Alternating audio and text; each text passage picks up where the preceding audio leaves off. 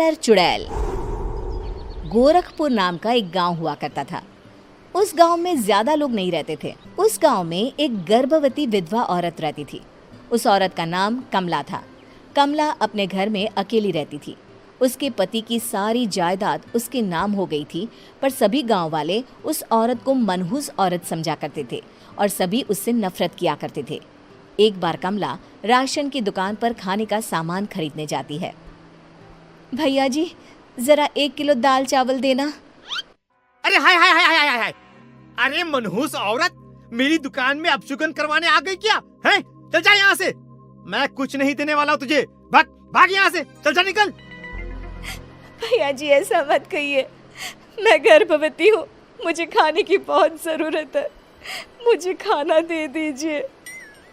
दुकानदार कमला को वहां से धक्के मारकर भगा देता है। तभी कमला रोते रोते उस गांव के किन्नरों के इलाके में आ जाती है।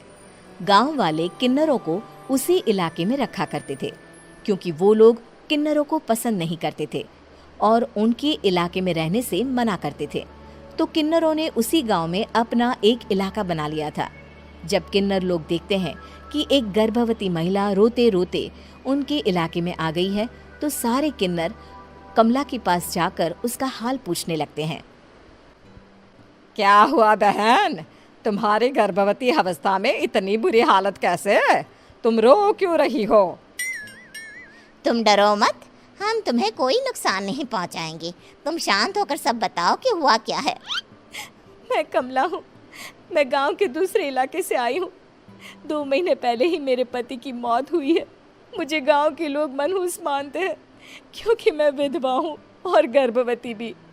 वहाँ के लोग मुझे खाने के लिए कुछ बेचने के लिए भी तैयार नहीं, जिससे मेरा गुजारा नहीं हो रहा था। कोई बात नहीं कमला, हम तुम्हारा ख्याल रखेंगे। किन्नर लोग कमला को एक खाली घर में रहने के लिए जगह दे देते हैं और उसकी देखभाल भी करते हैं। कुछ ही महीने बाद कमला अपने बच्चे को जन्म देती है, पर अफसोस, कमला बच्चे को जन्म देते ही अपनी जान गंवा देती है। जब सब किन्नर बच्चे को देखते हैं तो बहुत खुश हो जाते हैं, क्योंकि वो बच्चा भी किन्नर ही था। कमला ने एक किन्नर बच्चे को जन्म दिया था। अब इस बच्चे की देखभाल कौन करेगा? हम तो इस बच्चे को गांव के दूसरे इलाके में भी नहीं भेज सकते। और तो क्या हुआ, इस बच्चे की माँ नहीं रही तो हम इसे पालेंगे। अब ये हमारे इलाके में रहेगा, हमारे साथ रहेगा। फिर वो किन्नर उस किन्नर बच्चे को गोद ले लेते हैं, उसका नामकरण कराते हैं। उस किन्नर बच्चे का नाम शक्ति रखा जाता है। देखते ही देखते शक्ति बड़ी होने लगती है। उसके रंग रूप बहुत सुंदर थे। वो बहुत सुंदर किन्नर दिखती है। एक दिन शक्ति एक किन्नर से पूछती है, माँ जी सुनिए ना, ये गांव के दूसरे इलाके में भी तो लोग रहते हैं, तो हम वहाँ क्यों नहीं जाते? हम उनसे अलग क्यों रहते हैं? शक्ति, क्योंकि वो लोग हमारे जैसे नहीं, वो लोग हमें पसंद नहीं करते, इसीलिए हम उनसे अलग रहते हैं। क्यों? वो हमें क्यों पसंद नहीं करते? मुझे एक बार उस इलाके में जाना है। मैं एक बार वहाँ जाकर घूम कर आऊँ। शक्ति, खबरदार, जो तू उस इलाके में कभी भी गई तो अपनी जान नहीं गंवाना चाहती तो उस इलाके में कभी कदम भी नहीं रखेगी, समझी?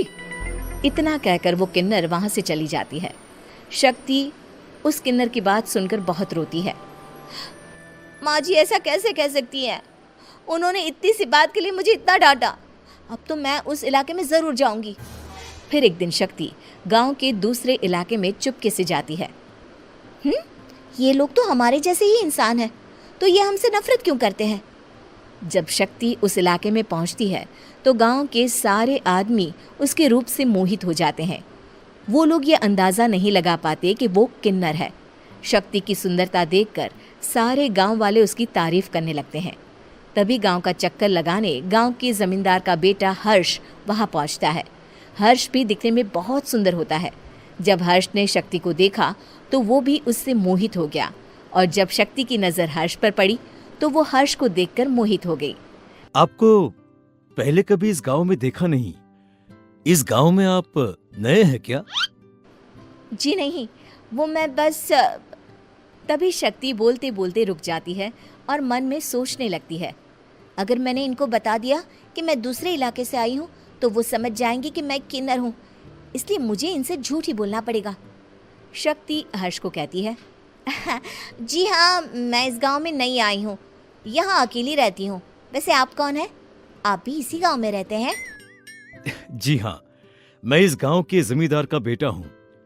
आपको किसी भी चीज की जरूरत पड़े तो आप मुझे बता देना, मुझे अच्छा लगेगा। ऐसे ही शक्ति और हर्ष एक दूसरे से रोज मिलने लगते। वो दोनों अपने प्यार का इजहार करने एक दूसरे से मिलने जाते हैं। तभी शक्ति का पीछा करते करते एक किन्नर वहां आ जाती है। शक्ति, शक्ति, मैं तुमसे बहुत प्यार करता हूँ। मैं तुमसे शादी करना चाहता हूँ। क्या तुम मुझसे शादी करोगी? हाँ हर्ष, मैं तुमसे शादी करूँगी, पर मैं तुमको अपने बारे में एक सच्चाई बताना चाहती हूँ जो मैंने तुमसे छुपा कर रखी है। तभी उनके बीच में ही वो किन्नर आ जाती है। शक्ति, तेरी हिम्मत कैसे हुई ऐसा करने की? वो किन्नर शक्ति को खींचकर गांव के जमींदार के पास ले जाती है। हर्ष भी वहां शक्ति को बचाने के लिए पहुंच जाता है। जमींदार शक्ति और हर्ष के प्यार के बारे में सुनकर गुस्से में आ जाता है और शक्ति को गांव के बाहर निकालने की सजा देता है। शक्ति ये बात सहन नहीं कर पाती और कुएं में कूदकर अपनी जान दे देती है। जमींदार हर्ष की शादी गांव की एक लड़की से करवा देता है, पर हर्ष इस शादी से खुश नहीं होता। शक्ति अपना बदला लेने के लिए मरने के बाद किन्नर चुड़ैल बन जाती है। अब मैं इन गाँव वालों को नहीं छोड़ूंगी, अब इनसे मैं अपने प्यार का बदला लूंगी। किन्नर चुड़ैल गांव वालों को परेशान करना शुरू कर देती है। एक बार वो रात को गांव के खेतों में पहुंच जाती है और वहां आग लगा देती है। सारी फसल जल के राख हो जाती है। जब एक आदमी रात को उठकर देखता है कि खेत में आग लग गई है तो वो वहां पहुंच जाता है। वो देखता है कि खेतों के बीचों बीच एक किन्नर चुड़ैल खड़ी है और वहां खड़े होकर ताली बजा रही है। गांव वाला किन्नर चुड़ैल को देखकर बेहोश हो जाता है। जब सुबह उस आदमी को होश आता है तो वो सीधा जमींदार के पास जाता है। अरे जमींदार साहब, अरे वो किन्नर चुड़ैल ने मेरी सारी फसल जला दी। अब मैं क्या करूंगा? क्या होगा मेरा? जमींदार चुड़ैल किन्नर का नाम सुनते ही सब कुछ समझ जाता है। अब वो बहुत डर जाता है। उसी रात को जब जमींदार डर के मारे अपने कमरे में सो नहीं पाता, तभी वहां अचानक से किन्नर चुड़ैल आ जाती है। किन्नर चुड़ैल जोर जोर से जमींदार के आगे खड़ी होकर हंसने लगती है और ताली बजाने लगती है। जमींदार उस डरावनी किन्नर चुड़ैल को देखकर बहुत डर जाता है। तूने मेरे साथ बहुत बुरा किया, अब मैं तुझे जान से मार दूंगी। नहीं नहीं नहीं नहीं, नहीं। मुझे माफ कर दो मुझे मत मारो। मैं कभी ऐसा दोबारा नहीं करूंगा। अब तुम जो बोलोगी वही मैं करूंगा। ठीक है, मैं चाहती हूँ कि किन्नर इलाका गांव के इलाके से जुड़े और गांव का कोई भी आदमी किन्नर समाज से द्वेष ना करे, उससे नफरत ना करे, नहीं तो मैं सारे गांव को मार दूंगी। और तुम गांव में एक नया कानून बनाओ कि अगर किसी ने भी किन्नर समाज को हानि पहुंचाने की कोशिश भी करी या इनसे भेदभाव करने की भी कोशिश करी तो उनको कड़ी से कड़ी सजा मिलेगी। हाँ हाँ हाँ हाँ, मैं ऐसा ही करूंगा। तुम जो बोलोगी वो मैं करूंगा, पर मुझे जाने दो प्लीज। तब वो किन्नर चुड़ैल वहां से चली जाती है। गांव का जमींदार किन्नर चुड़ैल का कहा मानते हुए दोनों इलाकों को एक कर देता है और नया कानून भी लागू कर देता है। तब से वहां किन्नर समाज और बाकी गांव वाले शांति